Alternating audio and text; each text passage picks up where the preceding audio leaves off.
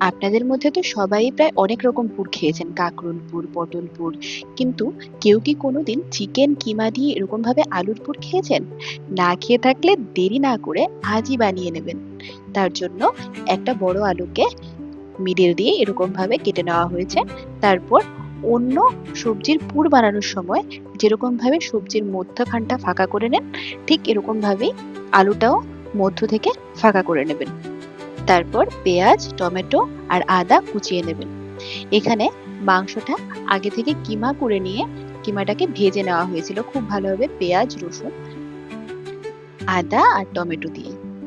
তারপর কড়ার মধ্যে তেল দিয়ে কুচিয়ে রাখা পেঁয়াজ আর আদাটা দিয়ে দেওয়া হলো, আর দুটোর মতো কাঁচা লঙ্কা কুচিয়ে দিয়ে দেবেন।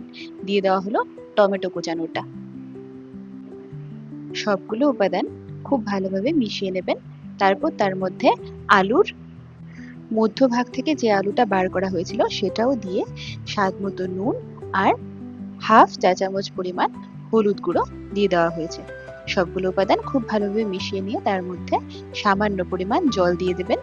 দিয়ে হাফ চা চামচ পরিমাণ লাল লঙ্কা গুঁড়ো দিয়ে দেওয়া হয়েছে।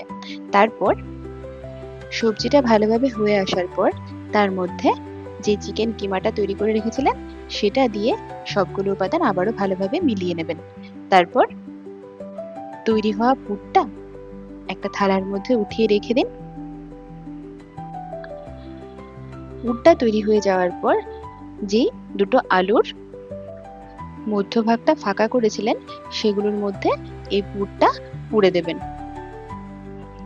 একেবারে ঠেসে ঠেসে পুর দেওয়া হয়েছে যাতে চিকেনের স্বাদটাও খুব ভালোভাবে আসে।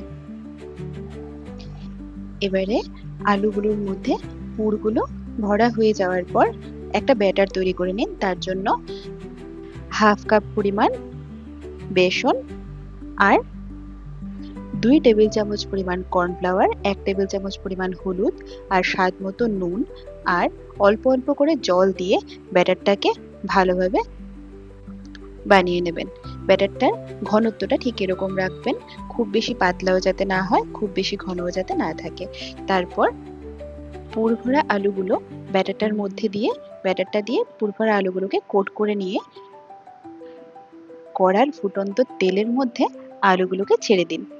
আলুগুলোর দুপিঠ খুব ভালোভাবে ভাজা হতে দিন। যেহেতু আলুগুলো এখানে আগে থেকে সেদ্ধ করা হয়নি তার জন্য গ্যাসের ফ্লেমটা লো করে দিয়ে আলুটাকে ভালোভাবে সেদ্ধ হতে দেবেন, না হয় কাঁচা থেকে যাবে ভেতর থেকে।